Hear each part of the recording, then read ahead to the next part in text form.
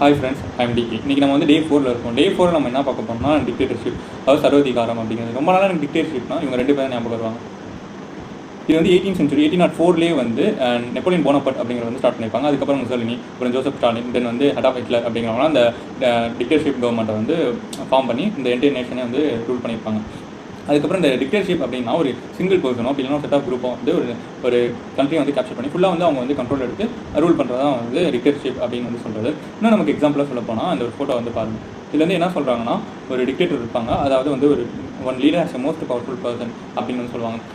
ஒரு லீடர் வந்து அந்த இதை கேப்சர் பண்ணி அவங்க சொல்கிறது தான் எல்லாமே அப்படிங்கிற மாதிரி நடக்கும். அதுக்கப்புறம் பார்த்திங்கன்னா என்ஃபோர்ஸ்மெண்ட், அதாவது வந்து மிலிட்ரி, போலீஸ் எல்லாமே வந்து சொல்ல போனால் அந்த டிக்டேட்டர் கண்ட்ரோலில் தான் வந்து ரன் ஆகிட்டு இருக்கும். அவங்க மேலே வந்து டிக்டேட்டர் இருப்பாங்க, அதுக்கப்புறம் இவங்க வந்து மிலிட்ரி வந்து போலீஸ் வந்து அவங்க சொல்கிறத வந்து கேட்பாங்க. அதுக்கப்புறம் வந்து ஸ்டேட் ஸ்போக் பீப்புள், அதாவது வந்து இந்த ஜேர்னலிஸ்ட், அப்புறமேட்டுக்கு வந்து மீடியா எல்லாமே சொல்ல போனால் அந்த டிக்டேட்டர் கண்ட்ரோலில் தான் இருக்கும். இவங்க 2 பேருக்கு வந்து சொல்ல போனால் ஒரு ஃப்ரீடமே இருக்காது. பேச்சு சுதந்திரம் அப்படிங்கிறதே வந்து ஜேர்னலிசம்லாம் வந்து ஜேர்னலிஸ்ட்டுக்கு மீடியாக்கெலாம் இருக்காது.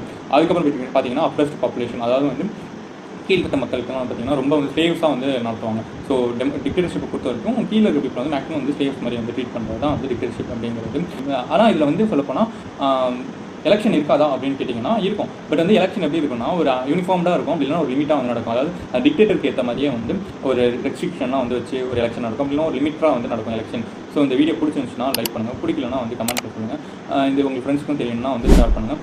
நம்ம சேனல் பிடிச்சிருந்துச்சா சப்ஸ்கிரைப் பண்ணிக்கோங்க. அன்டில் தென் டிகே, பாய்.